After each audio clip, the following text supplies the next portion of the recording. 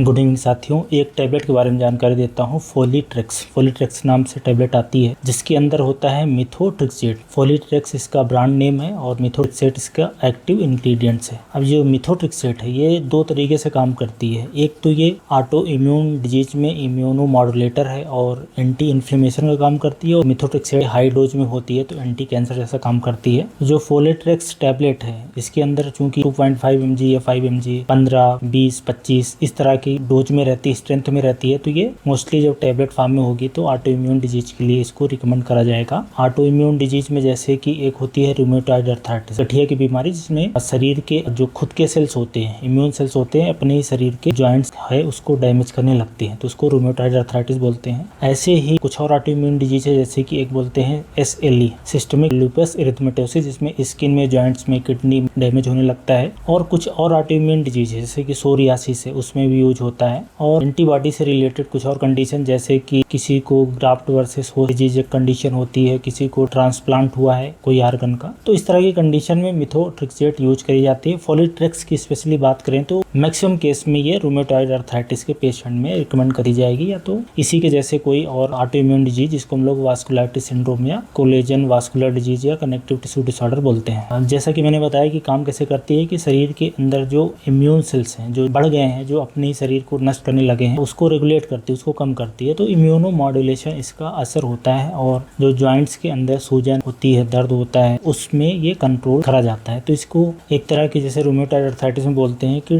DMARDS, disease modifying anti rheumatoid drugs बोला जाता है। कई तरह की ड्रग होती है, ऐसे ही मिथोट्रिक्सेट भी होती है। ध्यान रखें कि जो दवा होती है ये रूमेटॉइड अर्थराइटिस के लिए या कोई ऑटो इम्यून डिजीज के लिए रोज नहीं बल्कि हफ्ते में 2 बार या 1 बार लिखी जाएगी। इसलिए दवा को खाते समय जरूर अपने डॉक्टर से परामर्श करें कि कितने दिन तक कैसे चलेगी। और इम्पोर्टेंट बात यह कि जो auto immune disease rheumatoid arthritis की मैं बात कर रहा हूँ, ये क्रोनिक बीमारी है, मतलब ये लक्षण कंट्रोल करने के लिए दवा दी जाती है। इससे बीमारी हमेशा के लिए नहीं ठीक होती बल्कि लक्षण ठीक हो जाता है। जो जॉइंट्स के अंदर डिस्ट्रक्शन होने लगता है, जो जॉइंट्स खराब होने लगती है, सूजन है, दर्द है, उसमें आराम मिलता है। तो ये लंबे समय तक चलेगी, साल भर, 2 साल, 3 साल, 4 साल, डिपेंड करता है कि किसी व्यक्ति को कितना फायदा हो रहा है, कोई साइड इफेक्ट तो नहीं आ रहा है। और कॉम्बिनेशन में भी चल सकती है कि 2-3 दवाई आपको एक साथ लिखी जाए। ये जो फोलिट्रेक्स है ये इस तरीके से काम करती है, मतलब कि एक्टिव इंग्रेडिएंट्स होता है मिथोट्रिक्सेट, इप्का लेबोरेटरी द्वारा बनाई जाती है। कीमत की बात करें तो ये कीमत डिपेंड करेगा कि आपको कितने मिलीग्राम वाली लिखी गई है। जैसे कि आपको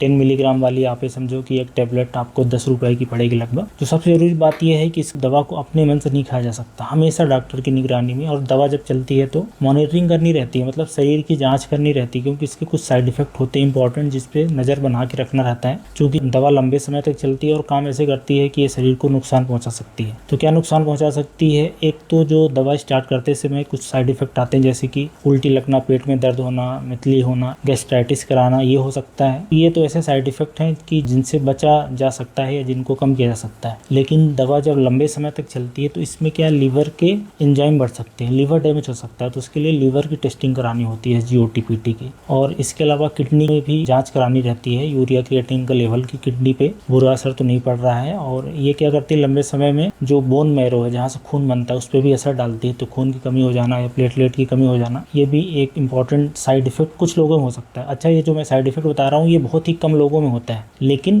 फिर भी चूंकि लंबे समय तक दवा चलती है तो किसको हो जाए वो पता करने के लिए साइड इफेक्ट के लिए खून की जांच कराना है, इसके अलावा लीवर की जांच करानी है और किडनी की जांच करानी है। इम्यूनिटी लो कर देती है, इसलिए बार बार शरीर में इन्फेक्शन हो सकता है, कुछ लोगों को एलर्जिक रिएक्शन हो सकता है। तो इस तरह के ये साइड इफेक्ट हैं जो फोलिट्रेक्स टैबलेट से आ सकते हैं। साइड इफेक्ट पे स्पेशली ध्यान रखना है और जितने दिन के लिए रिकमेंड करा जा रहा है उस हिसाब से आपको खाना है। कोई अगर साइड इफेक्ट आता है तो आपको अपने डॉक्टर को इन्फॉर्म करना है। कई बार लोग गलती कर देते हैं कि ये दवा को रोज खाने लगते हैं। ये दवा रोज के लिए नहीं होती बल्कि हफ्ते में 2 बार, 1 बार इस तरह से लिखी जाती है, तो इस बात का भी ध्यान रखें। ये इसके कुछ इंपॉर्टेंट साइड इफेक्ट हैं। जो सावधानी ये रखनी है कि ये गर्भवती महिलाओं में या ऐसी महिलाएं जो बच्चे को मिल्क पिलाती हैं या ऐसी महिलाएं जो बेबी प्लान करना चाहती हैं, उनमें एब्सोल्यूट कंट्राइंडिकेशन है, मतलब इस तरह की महिलाओं में भी इसको बिल्कुल नहीं दे सकते हैं। और जब ये दवा चलेगी तो जो अल्कोहल है वो भी ना पिए, क्योंकि अल्कोहल से भी लीवर डैमेज होता है और इससे भी लीवर डैमेज होता है। तो ये कुछ महत्वपूर्ण बातें हैं। और एक जो बहुत ही महत्वपूर्ण बात है कि ये दवा जब भी चलती है तो फोलिक एसिड दिया जाता है। मिथोट्रिक्सेट मतलब फोलिट्रेक्स के अंदर मिथोट्रिक्सेट है, तो ये फोलिक एसिड देने से इसके साइड इफेक्ट को कम किया जा सकता है। होता क्या है कि ये फोलिक एसिड के लेवल को शरीर में कम कर देती है। इसका जो एंटी कैंसर इफेक्ट इसी तरीके से आता है। एंटी मेटाबोलाइट बोलते हैं, मतलब शरीर में फोलिक एसिड के लेवल को कम करता है, इससे सेल का डिवीजन है वो रुक जाता है, कम होता है, इसलिए वो कैंसर में काम आती है। तो हमेशा फोलिक एसिड इस दवा के साथ में लेना ही रहता है। और ये जैसा कि मैंने बोला कि disease modifying anti rheumatic drug है, मतलब कुछ सालों के लिए चलेगी और कोई दवा के साथ कॉम्बिनेशन में भी चल सकती है। और ऐसा भी हो सकता है कुछ साइड इफेक्ट आए तो कुछ दिन के लिए इस दवा को रोकना पड़े या इसकी डोज को कम करना पड़े या दवा को बंद करना पड़े, इस तरह से एडजस्टमेंट किया जा सकता है। बहरहाल अगर किसी को फॉलीट्रिक्स टैबलेट चल रही होगी